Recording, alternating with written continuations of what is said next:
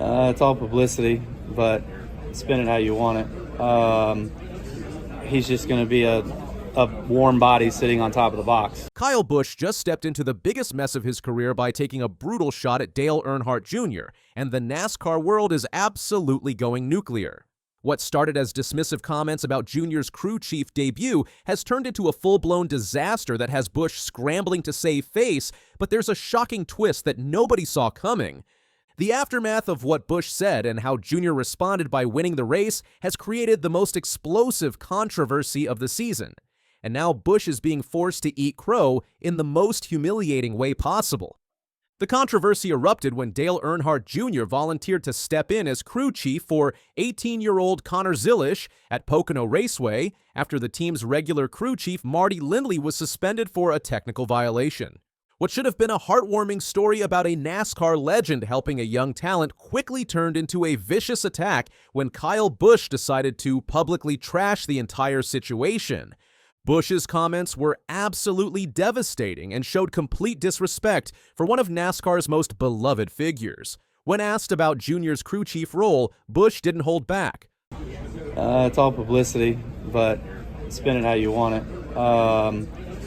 He's just going to be a warm body sitting on top of the box. The warm body comment immediately sent shockwaves through the NASCAR community and had fans ready for war. But Busch wasn't finished destroying his reputation. He continued his attack by suggesting that Junior would be completely useless in the role. You know, they've got enough stuff from the shop and enough technology these days of being able to have the crew chief still involved. So, you know, I could say I could do the same thing, you know, with one of my truck teams, but the guys at the shop would be the ones handling it. This dismissive attitude toward Junior's involvement was like throwing gasoline on a fire. The timing of Busch's attack couldn't have been worse. These brutal comments came before the race, essentially challenging Junior to prove him wrong, when Zilisch and Junior actually went out and dominated the race, winning by 0.437 seconds in the 18-year-old's first oval victory. It made Busch look petty, jealous, and completely wrong about everything. The backlash against Busch was immediate and fierce. NASCAR fans, who are notoriously protective of Dale Earnhardt Jr., unleashed their fury on social media. The criticism was so intense that Busch was forced into damage control mode, posting a desperate clarification on X, formerly Twitter, that only made things worse. Busch's desperate damage control post stated, "This has nothing to do with any animosity towards Dale Jr. I'm referencing how silly the suspensions for CC are these days. A W all the technology they have to stay in contact to wire their teams. I'd say the same thing if JG went on a HMS box as a CC." This explanation felt hollow and defensive, especially since his original comments were clearly personal attacks on Junior's ability. Zilisch himself praised Junior's hands-on approach, saying, "Dale Jr. is not so bad on the box. Pretty cool to have him up there. It's pretty funny. He was giving me a kick in the ass on some of the restarts." The most humiliating moment for Busch came when reporters tracked him down after the race to get his reaction to Junior's successful debut. Forced to eat his words in front of the media, Busch delivered what can only be described as a complete capitulation. He was obviously way more involved than I thought or expected that he would be, so I'm happy for him. Look, I mean, that's cool. That's an accolade, you know, that's an asterisk on his resume. He doesn't need any more of those. This 180-degree turn from Busch exposed just how wrong he had been about Junior's role. The admission that Junior was way more involved than expected essentially confirmed that Busch had spoken without knowing what he was talking about, making his original comments look even more foolish and mean-spirited. Busch tried to save face by claiming his criticism wasn't personal.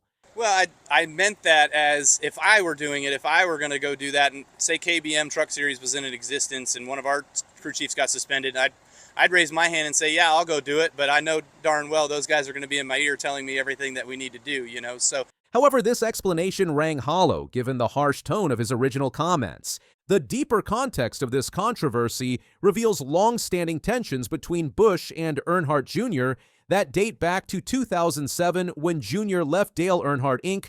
to join Hendrick Motorsports.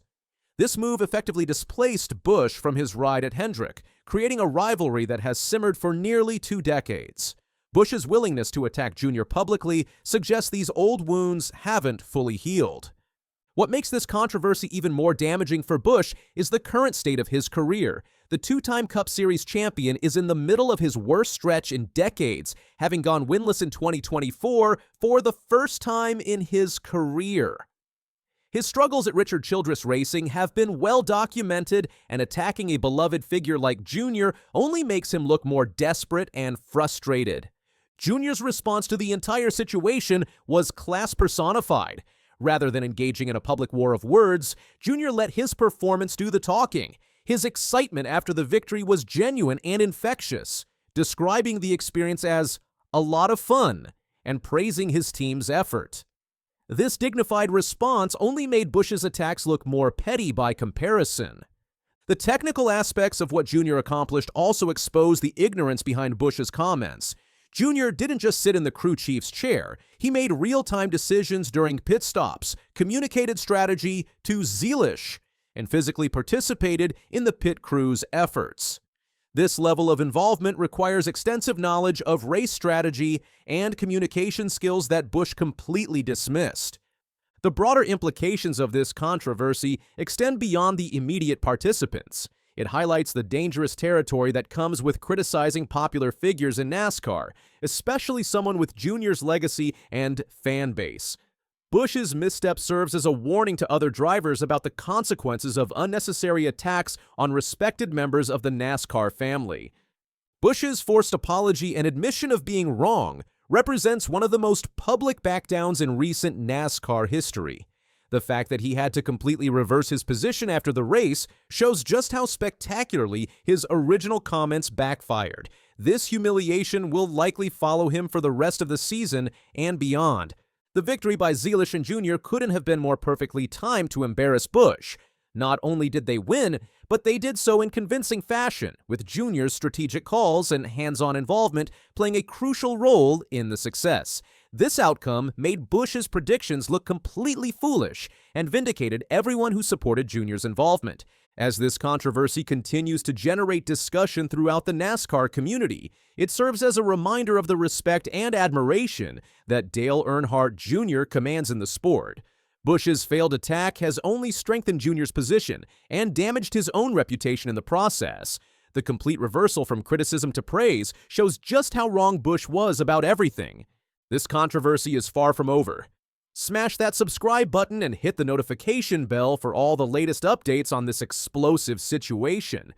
Do you think Kyle Busch learned his lesson, or was his apology just damage control?